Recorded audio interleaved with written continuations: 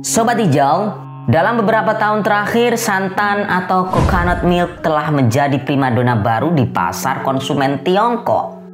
Didukung oleh tren gaya hidup sehat, meningkatnya minat terhadap makanan dan minuman nabati, serta kesadaran akan manfaat santan bagi kesehatan, permintaan terhadap produk turunan kelapa terus meroket. Minuman seperti raw coconut latte yang diluncurkan oleh merek ternama Luckin Coffee mencatat penjualan spektakuler dan menjadi simbol tren baru di kalangan generasi muda urban. Namun, lonjakan permintaan ini menimbulkan tekanan pada rantai pasok, terutama bagi negara-negara pengekspor utama kelapa, termasuk Indonesia. Sebagai salah satu produsen kelapa terbesar di dunia, Indonesia menjadi pemasok penting bagi kebutuhan kelapa Tiongkok.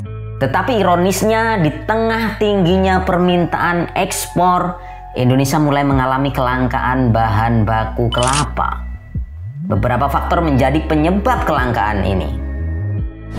Pohon kelapa yang sudah tua dan kurangnya regenerasi tanaman. Konversi lahan kelapa menjadi lahan sawit atau penggunaan lain yang lebih menguntungkan secara jangka pendek. Harga kelapa lokal yang tidak stabil, sehingga petani enggan merawat atau menanam kembali. Kemudian permintaan ekspor yang tinggi membuat suplai untuk industri lokal pun semakin terbatas. Situasi ini menciptakan paradoks ya, ketika pasar global seperti Tiongkok justru mengalami booming konsumsi santan dan produk kelapa, Indonesia justru kesulitan menjaga keberlanjutan produksinya. Hal ini bisa berdampak pada stabilitas harga, keberlangsungan industri hilir kelapa di dalam negeri, dan ketahanan pangan berbasis produk kelapa.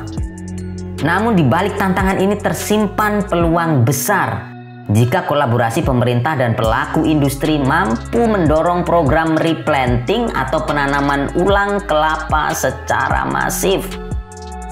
Memberikan insentif harga kepada petani, serta membangun kemitraan keberlanjutan dengan pasar internasional, Indonesia bisa kembali memperkuat posisinya sebagai pemimpin industri kelapa global. Dalam konteks ini, relasi perdagangan antara Tiongkok dan Indonesia tidak hanya tentang ekspor-impor saja ya, tetapi seharusnya juga membuka ruang kerjasama strategis, seperti investasi di sektor budidaya kelapa, transfer teknologi pengolahan, dan penguatan industri turunan kelapa yang lebih bernilai tambah. Tapi kembali lagi ya, gagasan dan ide untuk kemajuan pertanian di negeri ini hanya sekedar wacana. Langkah konkretnya akan terhadang tembok beton tinggi dan tebal, dan sekalipun lolos, siap-siap saja dihabisi di gerbang tembok berikutnya. Saya Jo, salam Hijau Semilir.